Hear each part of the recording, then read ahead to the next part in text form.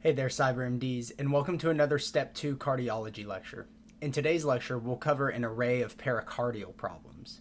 Please remember to like, comment, and/or subscribe so that we can continue to provide free medical education resources to students everywhere.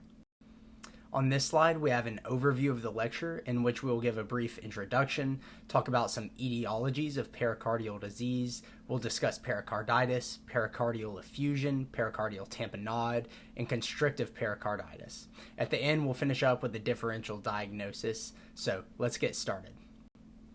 The heart, as you know, is a muscular organ very vital for pumping blood throughout the body, but let's focus on its protective covering, which is the pericardium. The pericardium is a double-sided sac, and there's an outer layer, not shown on the diagram, called the fibrous pericardium, which is tough, protecting the heart, anchoring it to surrounding walls in the mediastinum.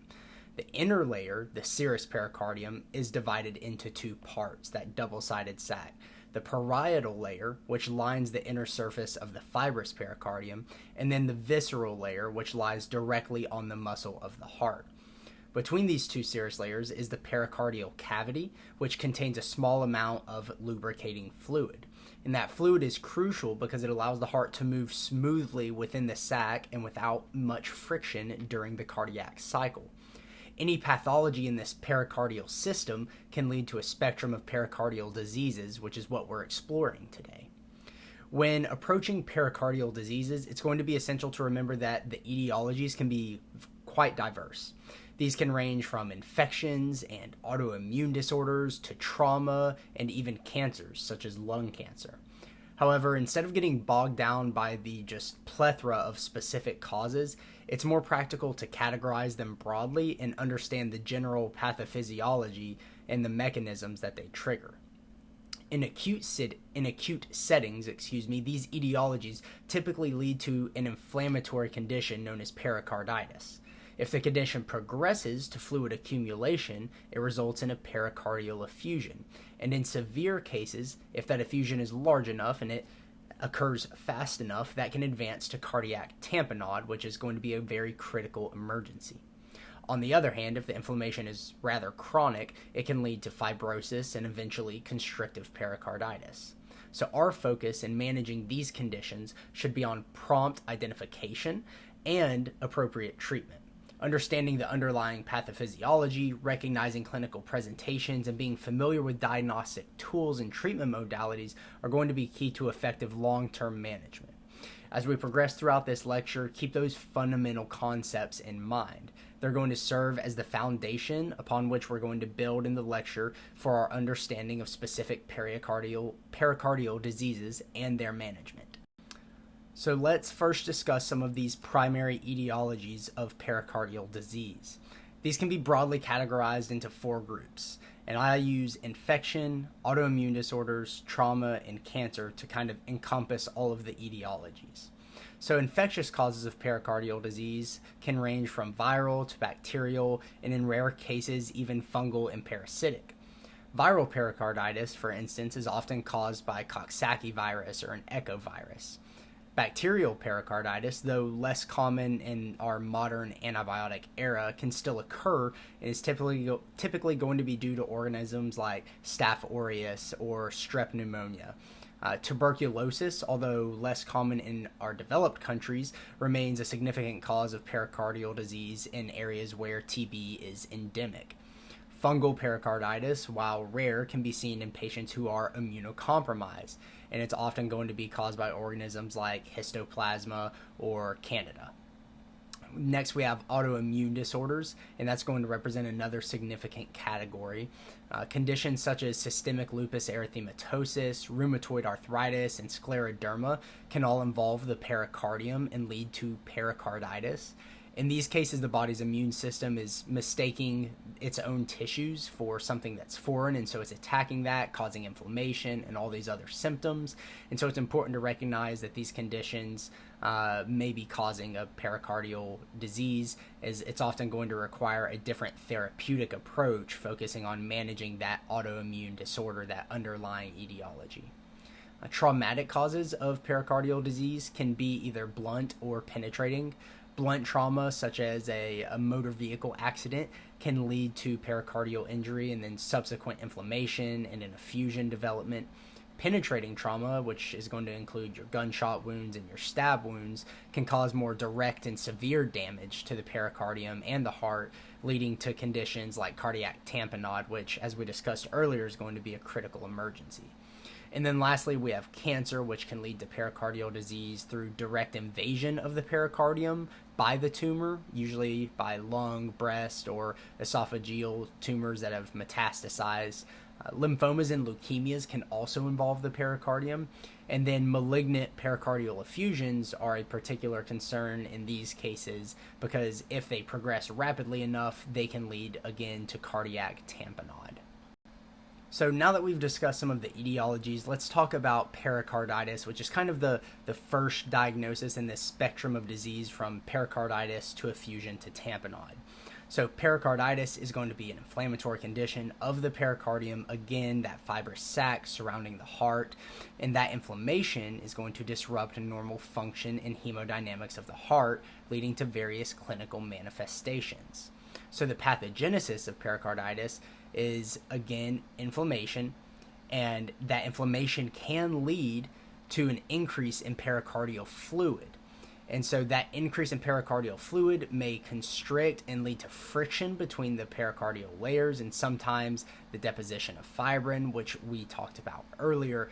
And then the resultant pericardial irritation is what's going to contribute to that actual pericarditis and those actual clinical symptoms. So think about that pathogenesis, all of that pathophysiology occurring, leading to the clinical symptoms that occur in pericarditis.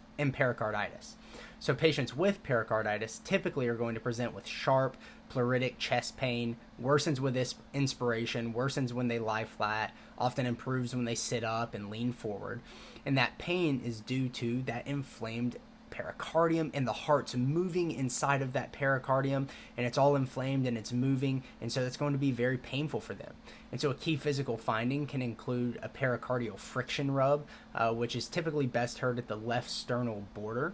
And that's going to be high-pitched, it's a scratchy sound occurring as that heart moves in that cardiac cycle against that inflamed pericardium. And so it's important to be able to diagnose this. So let's talk about some diagnostic criteria, right? So oftentimes EKGs or ECGs can be used, and findings in pericarditis for ECG are very distinct and can include diffuse ST segment elevations as well as PR segment depressions. So that diffuse ST segment elevations is what's been classically taught, but also remember that PR segment depressions can occur in pericarditis as well. And so that's the kind of the first stage that's seen on an EKG in pericarditis. And so this is followed by normalization of that ST segment, possibly some flattening of the T wave. And that's going to be stage 2. And then stage 3 of EKG findings in pericarditis is going to involve inversion of the T waves. And then the final stage, stage 4, involves complete normalization of the EKG. So these changes occur over weeks to months. And these changes reflect that widespread inflammatory process affecting the pericardium. And so it's crucial to differentiate those EKG findings from those seen in myocardial infarction, because those are two very different diagnoses with very different management. And so we can also get an echocardiogram or a transthoracic ultrasound. And while it may not show the inflammation directly, it's going to be very useful in detecting any small or large pericardial effusions, which can often accompany pericarditis. And so an echo can help in assessing the heart's function as well and ruling out other causes of the patient's symptoms. And then lastly, as far as diagnostic imaging, a cardiac MRI is going to be a more sensitive tool for detecting pericardial inflammation and can be particularly useful in complicated or unclear cases. And so that's going to provide detailed images of the pericardium and help to assess the extent of inflammation or the extent of fibrosis.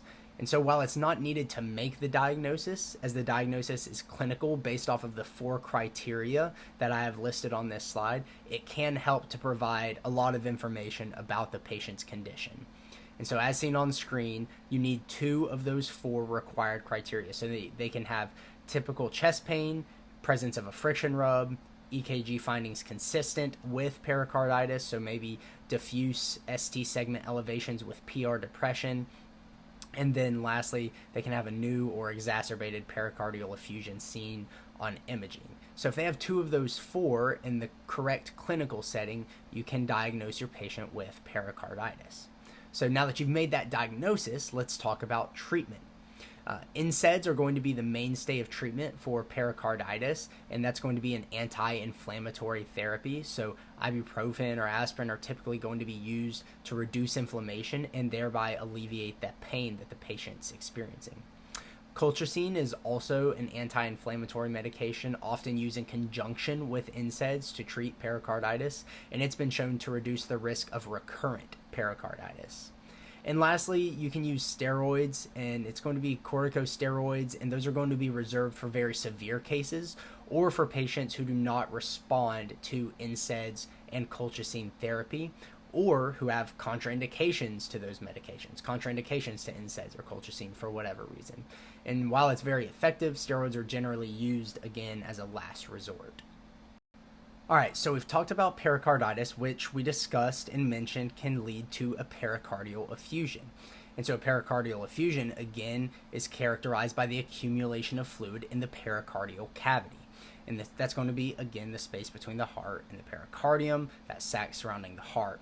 And that fluid accumulation can vary in volume and speed of onset, which is going to significantly influence the clinical presentation and the urgency of treatment. So again, the etiologies are diverse. When that balance of fluid between absorption and creation of that fluid is disturbed in the pericardial space, as in the cases of inflammation or injury, that fluid can accumulate. And so a rapid accumulation, even if it's a very small volume, can lead to more severe symptoms and complications rather than a larger volume that accumulates very, very slowly over a chronic time period. And so the clinical presentation can range from asymptomatic, which is what we see the vast majority of the time, particularly in those cases of slow chronic fluid accumulation, to life-threatening cardiac tamponade, which we'll discuss next. And so common symptoms, however, when patients are symptomatic with a pericardial effusion, are going to include chest pain, dyspnea or shortness of breath, and fatigue. And so those symptoms, again, I can't emphasize it enough, really are going to depend on the rate of fluid accumulation rather than the absolute volume. You can see, and clinically, you can go in and see patients with massive pericardial effusions who are hemodynamically stable, asymptomatic, no chest pain, no dyspnea, no fatigue. So let's talk about diagnosing these pericardial effusions. And that's primarily going to be involving imaging techniques. And so echocardiography is going to be the most effective and commonly used diagnostic tool because it's going to provide real-time images of the heart and the pericardium. It's going to allow for assessment of the size and the hemodynamic impact of the effusion on the cardiac cycle. Other imaging modalities like CT or MRI can be used for further evaluation, especially in complex cases or when the echocardiogram or echocardiography is inconclusive. However, the patient must be hemodynamically stable enough to receive those imaging studies. Additionally, EKG and chest x-rays can provide supportive diagnostic information, but they're going to be much less specific. And so at the end of the day, echocardiography is where the money is at. It's the gold standard for the diagnosis of a pericardial effusion. And the treatment of pericardial effusions is really going to depend on its size, the rate of accumulation, underlying cause, all these things we keep discussing, keep mentioning. Most often, however, these patients are asymptomatic and are presenting with a different or unrelated chief complaint. And so these asymptomatic effusions may only require monitoring or treatment of the underlying cause. You're typically not going to treat the effusion itself. All right, we've been mentioning it a lot, so let's talk about pericardial tamponade, which again is a critical medical condition characterized by the typically rapid accumulation of fluid in the pericardial sac. It's going to be exerting excessive pressure on the heart, and that pressure prevents the heart chambers from expanding fully, leading to a significant reduction in cardiac output. And so again, just kind of hashing out some of that pathophysiology. So that pericardial space gets accumulation of fluid, and that accumulation of fluid puts pressure, exceeds the pericardium's ability to stretch, so that pressure goes inward instead of outward. And that leads to an increase in intrapericardial pressure, eventually surpassing the pressure in the cardiac chambers, very particularly during diastole. And so as a result, there's going to be this hindrance to the filling of the ventricles, right? And what do we know when we don't fill our ventricles? That is going to reduce our overall stroke volume, and thereby that's going to reduce our overall cardiac output. And so the right side of the heart is usually more affected than the left side, and that's going to be because it has lower pressures. Remember, as blood dumps in from the inferior vena cava and the superior vena cava into the right atrium, the pressure in there is almost 0 millimeters of mercury. It's super low. And so this exertion of pressure is typically going to affect the right side of the heart versus the left, because on the left we have much higher pressures, more almost quote unquote stiffer. I hate to use that word in a certain sense, but there's just more pressure there. It's a little bit harder for anything from the outside to press in on the left ventricle. And so that reduced ventricular filling, again, reduces stroke volume, cardiac output, and that can culminate in the end in shock and, obviously, if untreated, death for our patients, which is something we would very much like to avoid. And so patients with pericardial tamponade are often going to present with a classical triad known as Beck's triad. So they're going to be hypotensive. When you auscultate, they may have muffled heart sounds, and then they will often have jugular venous distension, as there's this buildup of blood in their venous system as it's dumping into the heart. So you may see JVD. And so other symptoms can include shortness of breath, dyspnea, tachycardia, tachypnea. You can also see pulsus paradoxus, and that's going to be a decrease in systolic blood pressure of more than 10 millimeters of mercury during inspiration. And so that's going to be another key clinical sign, and that's something they can ask you about on exams, almost as a little gotcha on exams for not knowing what that describes, what pulsus paradoxus describes. So they can ask you what other physical exam finding may be present, and rather than saying pulsus paradoxus as an answer choice, they might say decrease in systolic blood pressure of 15 millimeters of mercury during inspiration, or give you any number 10 or greater. So that's something to really keep in mind as a small little pearl in physical exam finding for patients who are in cardiac tamponade. So let's talk about diagnosis. So the diagnosis of pericardial tamponade, much like a pericardial effusion, is primarily going to be echocardiography. A lot of the diagnosis is clinical, but echocardiography is going to be the most crucial diagnostic modality because it's going to let you directly visualize that accumulation of pericardial fluid and its effects on the cardiac function. Particular findings on ultrasound include right atrial systolic collapse, also known as RASC, and right ventricular diastolic collapse, which you can see on the screen here in this video that's playing over and over. So you see right atrial systolic collapse in this video. So when that right ventricle is squeezing on the top left portion of the screen, when it's squeezing out, the atria is actually just collapsing in. You can see the walls of the atrium collapsing, and so that's actually right atrial systolic collapse, and you can see that, and that's almost pathognomonic for cardiac tamponade. Probably is pathognomonic for cardiac tamponade. And so other diagnostic findings on ECG, you can see low voltage QRS complexes, and you can see the electrical alternans, but those are going to be less specific, right? And so you can also get chest x-rays, and that can reveal an enlarged cardiac silhouette if the effusion is very large. And then in some cases, for whatever reason, if a patient became hemodynamically stable while they were in CT or MRI, you may obtain those images that way. However, they would be unstable at that point, and you would probably be in there with other diagnostic modalities working on the patient. Overall, the diagnosis is confirmed with hemodynamic changes and echocardiography. And so what you really need to focus on after that is treatment. And so the treatment of pericardial tamponade is going to be aimed at rapidly reducing the problem, which is all that pressure on the heart. So you want to remove the pressure, and the thing causing the pressure is the fluid. So you want to remove the fluid. And that's typically achieved through a procedure called pericardiocentesis. And that's where a needle is inserted into the pericardial space in order to aspirate that fluid. And so in emergent situations, this may be performed at the bedside. And then in cases where tamponade is due to a chronic process or where there is recurrent fluid accumulation, a patient may receive surgical intervention known as a pericardial window, or possibly even pericardiectomy may be necessary. And that's also going to be crucial to treat the underlying cause while you're going through all of this, making sure that if it's due to a chronic condition, you're treating that, and making sure that if they're having these recurring, this recurrence, rapid recurrence of fluid over and over again in the pericardial space, that you are providing some way for that to drain, possibly through a more permanent, quote-unquote permanent thing such as pericardial window. And then lastly, in patients who do receive pericardiocentesis, just make sure that you continue to monitor them afterwards for recurrence of that fluid, because the last thing you would want is to say that they're all good after you've done pericardiocentesis, whenever they probably should have went up to the surgical floor and received a pericardial window to make sure that that could continue to drain as it worsened.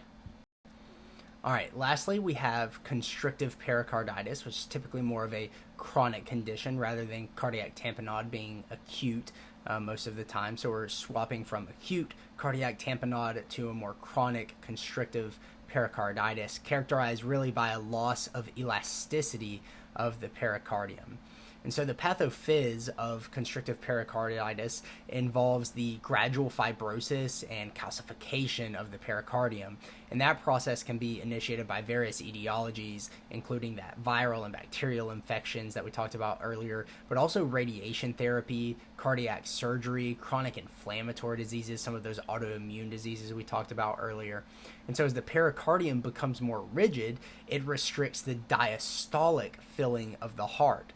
And so this restriction leads to increased venous pressures and reduced cardiac output, manifesting in various clinical symptoms.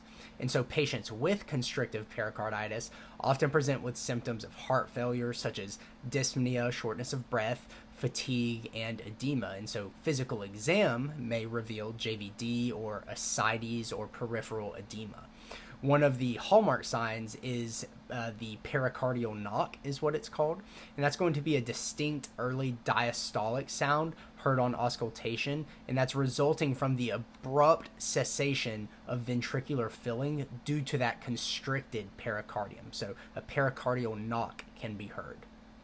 Diagnosis of constrictive pericarditis requires a combination of both clinical assessment, imaging, and hemodynamic studies. So again, echocardiography is the primary imaging modality because it can reveal a thickened pericardium and abnormal ventricular filling patterns. You may see that CT or MRI can provide detailed information again about the pericardial thickness and calcification, and cardiac catheterization may also be necessary to confirm the diagnosis further, because that can demonstrate equalization of diastolic pressures in all four chambers of the heart. However, remember that echocardiography is going to be that primary imaging modality that you're going to want to get in patients who you suspect have a constrictive pericarditis. And so the mainstay of treatment for constrictive pericarditis is actually going to be surgical pericardiectomy, which involves the removal of that thickened pericardium. And this procedure can relieve some of that constriction and improve symptoms significantly. You're also going to want to think about medical management. Primarily, diuretics can be used to manage the symptoms of fluid overload. However, they don't address the underlying constriction of the pericardium. And so it's also important to note that the timely surgical intervention is crucial for optimal outcomes, but you should also be doing medical management for your patient's symptoms. And so also remember that prolonged constriction, one final point, can lead to irreversible myocardial atrophy and subsequent fibrosis. So really making sure that these patients who you suspect have constrictive pericarditis, receive very timely care is going to be very important for their long-term prognosis. So keep all of those things in mind when you're thinking about constrictive pericarditis. All right, lastly, as has been discussed, patients with pericardial disease may have chest pain, so let's briefly run through this differential for chest pain using the mnemonic that I love to use for chest pain, which is PETMAC, and there's a ton of different things that can go under each letter here, but the first letter under each are the ones that you really need to rule out. So you really need to rule out pulmonary embolism, esophageal rupture or Boerhaave. You need to rule out hemo or pneumothorax, especially tension physiology for those diagnoses. You need to rule out myocardial infarction or other ACS processes, aortic dissection, and as we discussed in this lecture, cardiac tamponade. So in patients who have chest pain, make sure you rule out those 6 things first. Those are life-threatening. Make sure that your patients do not have those if they start complaining about chest pain. Everything else after that, of course, can be life-threatening, but make sure that you are ruling out those 6 things first, and the rest is here for you to simply read and remember as a differential diagnosis for chest pain to use in your clinical experiences and your clinical rotations. All right, that's it for pericardial problems. Thanks so much for tuning in.